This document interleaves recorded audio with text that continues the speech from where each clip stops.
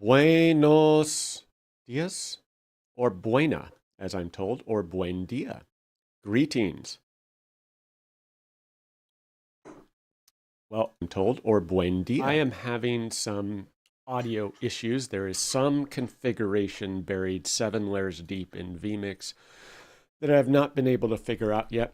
I thought I had fixed it, but I checked the last live stream from here and it's still a little glitchy. So my apologies for the weird double music on the fade out, if you even noticed that.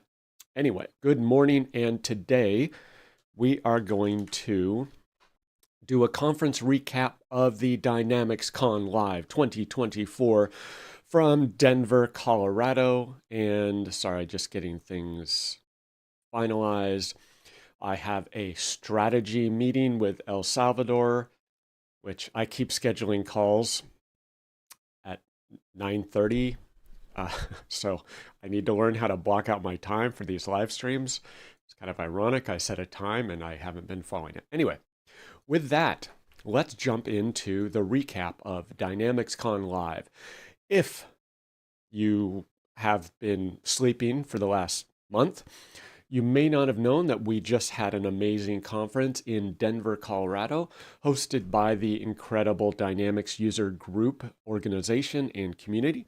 And I did a impromptu, ad hoc, duct tape and twine live stream with my laptop and a webcam and a headset from the lobby of the hotel. Just kind of a quick recap. I had a great time. I think a lot of people did. It was a lot of fun. Lots of people. I think we had over 1,500 attendees. So if you've been to any of the prior DynamicsCon Live conferences, like it's a completely different experience going from say 600 to 1,500. Or if you were with us back at the Anaheim, 160 to 1,500 plus. It was pretty crazy. And I apologize, I have a robot vacuum attacking my door of my office, so hopefully it goes away soon. So, Miss Tanya Henderson and I got a booth this year, and we talked about Test Team and Blue Dragonfly. That was a lot of fun, and she did a fantastic job on the little swag giveaway things. So she had, I don't know if you can see it in the far left, there's a little, looks like a little mini wine bottle. It's actually a little stress ball. It looks like a wine bottle. It's great, very popular. We had lots of stickers, lots of little pins. People love that for their kids, right? So kids love stuff. And the Blue Dragonfly logo is very popular, right? It's kind of a cool, unique logo. And so we have little dragonfly stickers and pins. So those were popular among parents because everyone had a friend or a daughter or relative or someone they knew who loved dragonflies. So those went well, and we had, coffee mugs and wine tumblers and yeah. Oh, and Alyssa, our one of our consultants, made homemade or handmade organic lip balm with beeswax, shea butter, cocoa butter, spearmint, and peppermint. So that was pretty fancy addition to the conference. So that was pretty cool. So they had their little sticker on there. So yeah, thank you, Tanya, Alyssa, and Becca for going all out on the booth. It was great. So great conference and a few themes. Okay, apologize, still recovering. It was a busy, busy. Thank you. Sorry, the robot is telling me it's done. I'd say an overarching theme of the conference from all the Business Central sessions I attended was we're all still learning. And even the presenters, even like one of the best presenters that did a great job and knew everything they were talking about, if they were honest, they're still learning. And there would be a question where they didn't know, or it's like, I haven't I haven't done that before, or like I don't know about the scenario, or I don't know if Business Central does that. So anyway, we're all still learning. So if you're intimidated by everything that's going on in the Business Central space, you feel like there's a lot to learn. Welcome to the club. Here is your membership card. We are all still learning. So my thoughts are Business Central, like it kind of feels like we've been doing this for a long time. I think I've been working or learning Business Central for probably 6 years, and I'm still feel like it's a just a high speed treadmill, and I'm hanging on for dear life. But when you go to the conferences and you see the attendees, it really kind of reminds you that this is all still relatively new. This is not a 15-year-old iteration or version of an ERP system like, say, NAV or Dynamics GP, so it is still new. So that's one way I think about it. And also the rapid growth in Business Central in particular, the rapid adoption of the product and the platform means that we are always going to have lots of new learners at the conferences, at least for the foreseeable future, the next 5 years, certainly. So just be patient with the people who are attending and learning. And even though it may seem obvious to you, it's like, well, duh, telemetry. Why aren't you using telemetry? It's like the customers coming to these conferences are like, to what? Telema what? What are you talking about? What is this? I have no idea what you're talking about. So be patient, and we may rejigger, reorient, or formalize. Maybe we need a beginner track for the conference. I don't know. I'm on the, or I have been on the DynamicsCon Live content committee for the Business Central track, and we may need to have a beginner track for the people who are relatively new to Business Central. Not sure. Don't know if we have the capacity for that, but something to consider. It's like, don't be intimidated. We're all learning.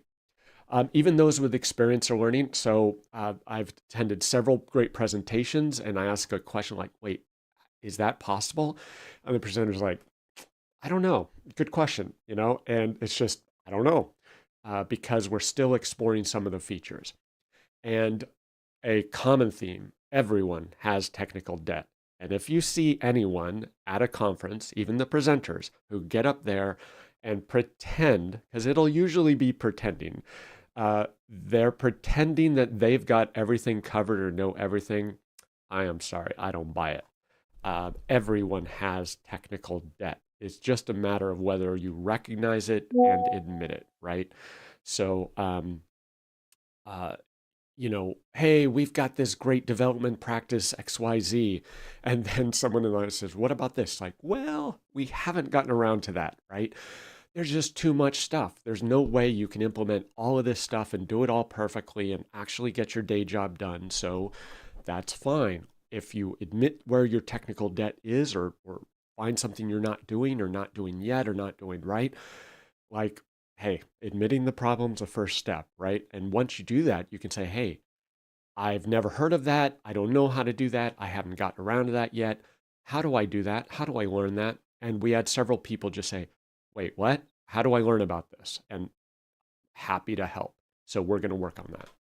So one of those things that we discovered, a lot of people, my impression, we didn't take a formal poll, obviously, but just based on the conversation, the sessions, partners and customers, I'll just generalize and say many partners and customers are unaware of build pipelines.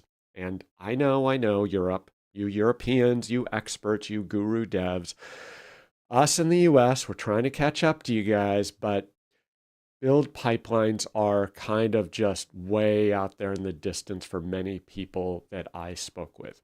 Customers, I can excuse the customers for not knowing what a build pipeline is, right? Like they just adopted it. Some poor guy in IT or some accounting manager is like, wait. Do I need to know this stuff? Like this seems way out of my realm of accounting and finance, and it is. But if you are a customer that is adopting Business Central and you're doing customizations, PTEs, you need to at least be aware of the word. So a lot of people spoke about this in the sessions at the conference, and I get the impression that there is a significant lack of awareness, shall we say. So we need to build awareness, at least start saying the words, start explaining this in simple terms and analogies, and say like, why do you need this? What is this? And then on the partner side, I'm a little concerned.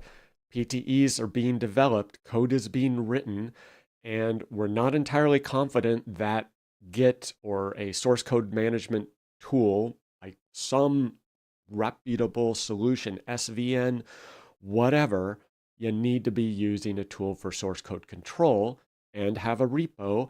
And then I get the impression that only a few people are actually using pipelines. We need to fix that because next minor and next major are going to clobber customers. Some partners, Bob, thank you very much. Bob was great. He said, hey, what is this? How do I learn it? It sounds like I should be doing it. So he's like, let's go. Teach me. So there are people willing to learn. They are looking for training. And so that was a takeaway of this. Like, okay. So I was talking to Brad, and Brad Prendergast and I are like, okay, let's try and build something. Where should training start, though? That's one of the challenges Brad and I are going to quickly run into. It's like, oh, let's do a lesson on build pipelines. Like, wait. What if someone doesn't really know some of the fundamentals? Like, maybe they're just an amateur at VS Code. They don't understand all the elements of extensions or Git or Copilot or DevOps or GitHub, source code control practices, right? What about project structure, automated testing? And so the list just goes on and on. We can't just teach build pipelines. That exists in a context of development. So I think the term that Brad used is he likes, and people like, students like to have a journey. And I totally agree. If you look at MS Learn, it looks like a shotgun, shot out a bunch of content. You're like, where do I start?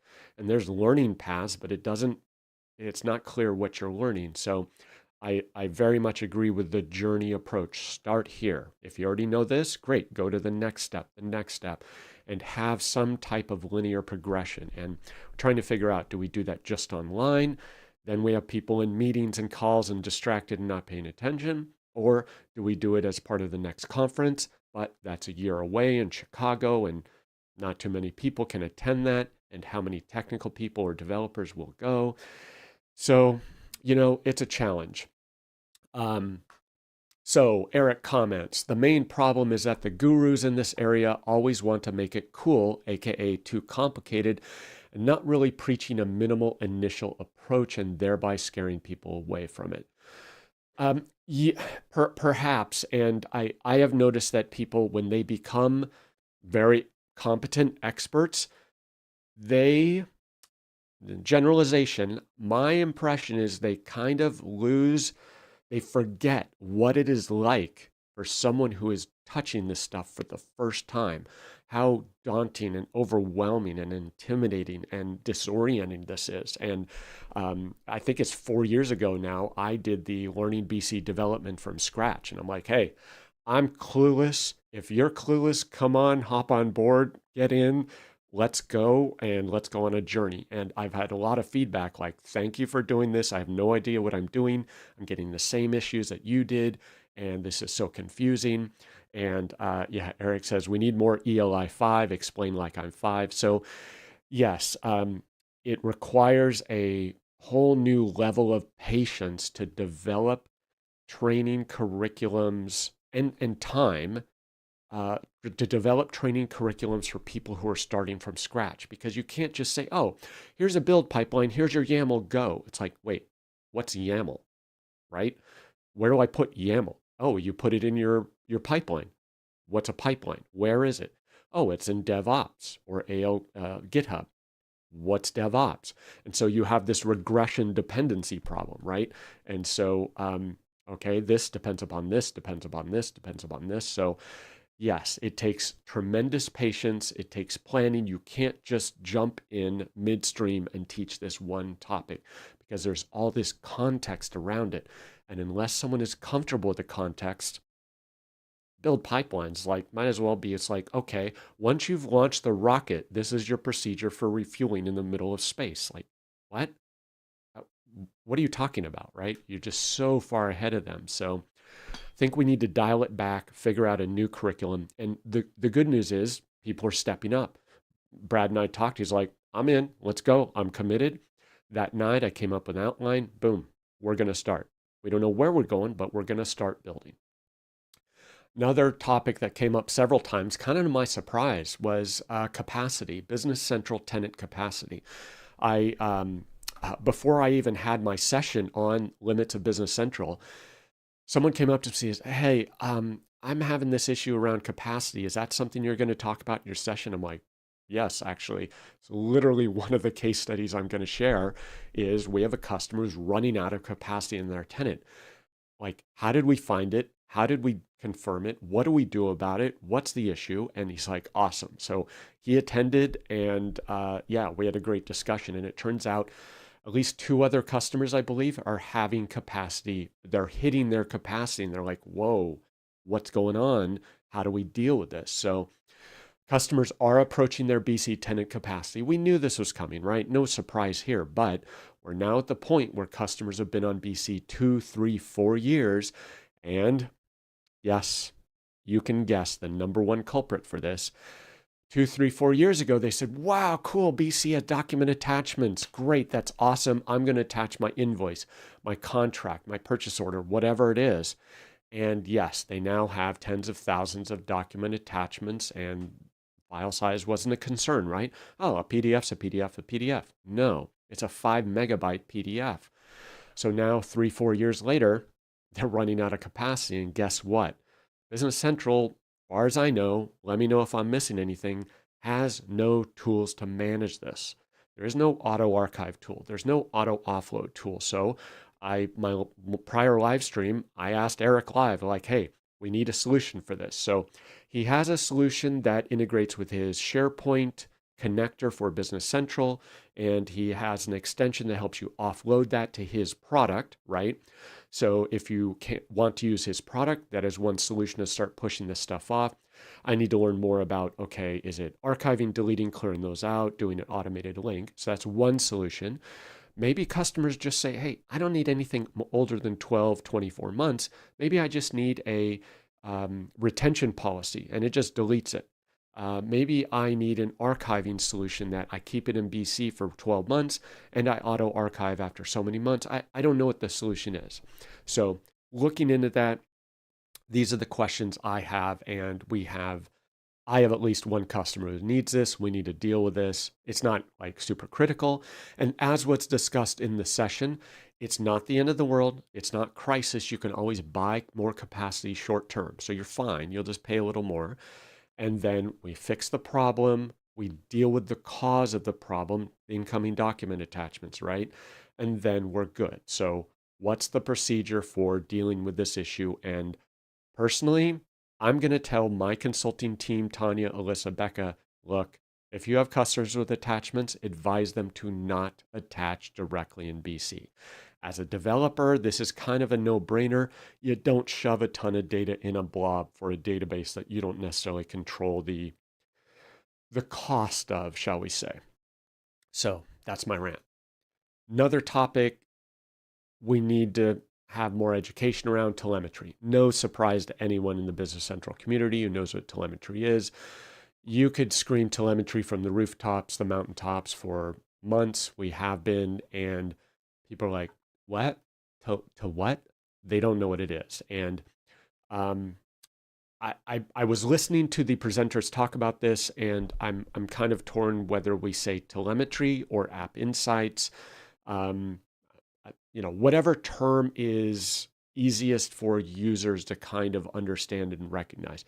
Telemetry, slightly technical, kind of makes sense. Like if you're familiar with, say, the Formula One world or aerospace or anything like that, telemetry is just kind of obvious. Even cars these days have tons of telemetry. Your average Toyota Camry, tons of telemetry that records real-time data.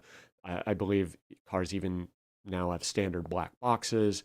So not only the CAN bus system, ODP, or whatever the diagnostic port, that's all telemetry. So anyway, how do we convey this concept to end users?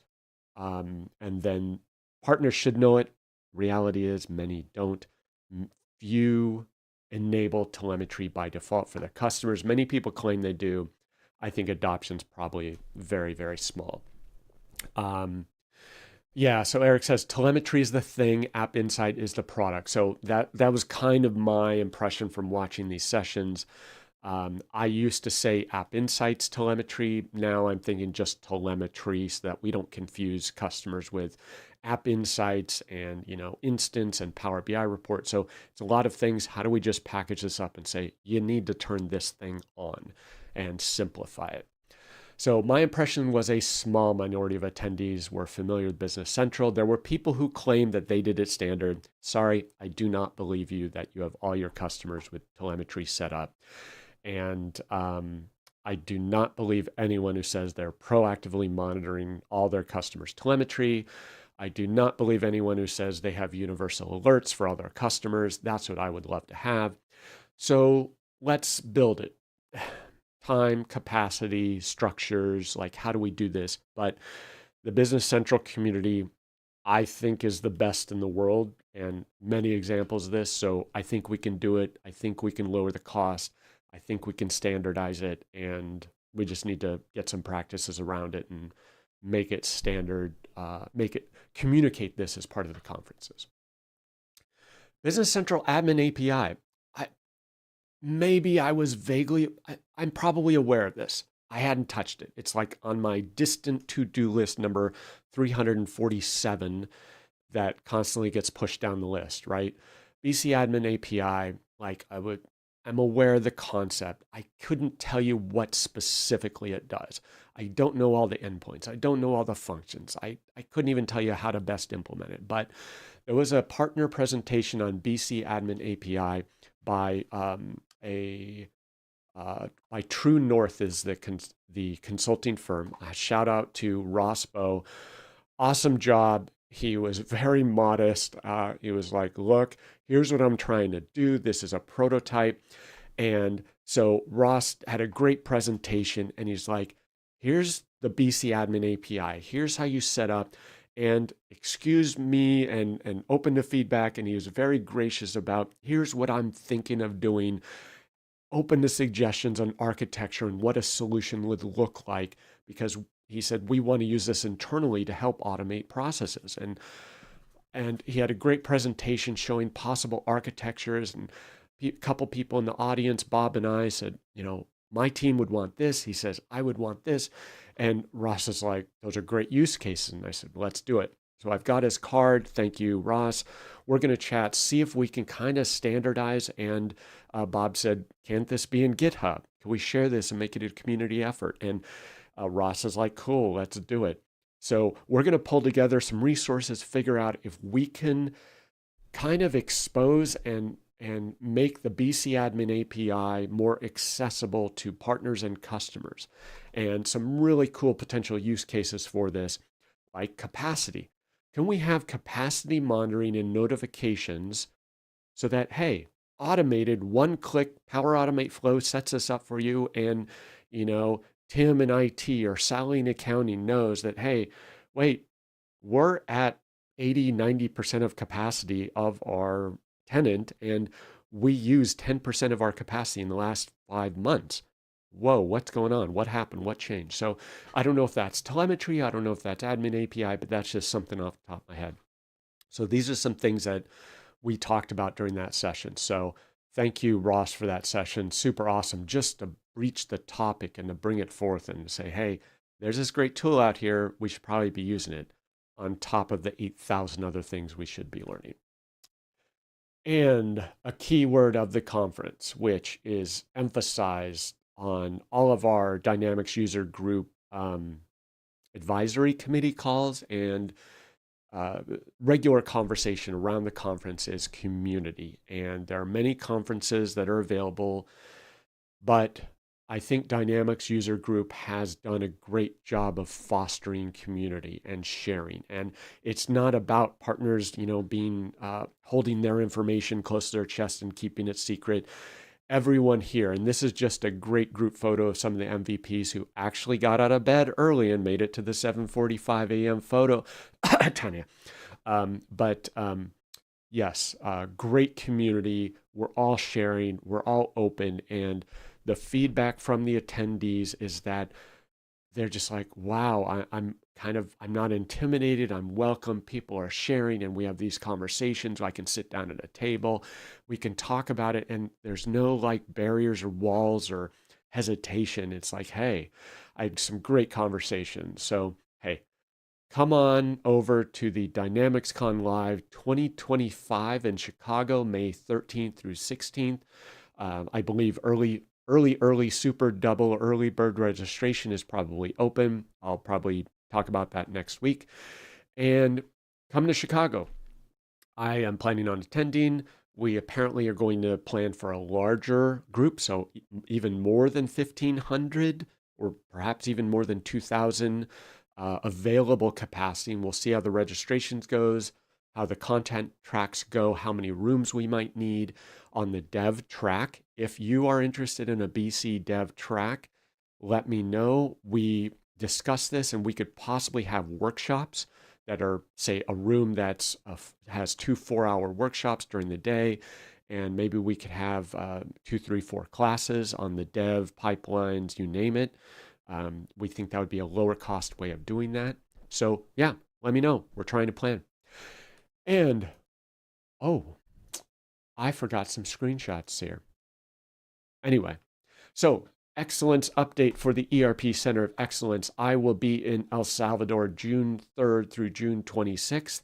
I am talking to someone about potentially having some meetings down there at the end of June, so I may extend that into early July. So if you are interested in coming to El Salvador, let me know. I'm going to be there all month of June. I'm going to be in the small town of Berlin, building the training program, training 2 or 3 students. I'm going to be down there full time, 6:30 a.m., 6 p.m. at the center, the community center at our office. And yeah, building curriculum, doing intensive training, learning Spanish myself, talking to people about expanding the training program. How do we do that? Now that I've talked to Liz McGlennon from TechFluent, she is a role model for what we're trying to do in El Salvador. So how do we grow? How do we provide the soft skills to supplement the technical training?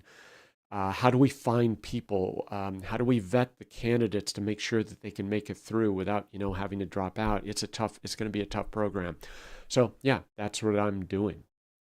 And el fin de semana. I got a notification that there is a Formula One race this weekend, apparently in Emilia Romagna,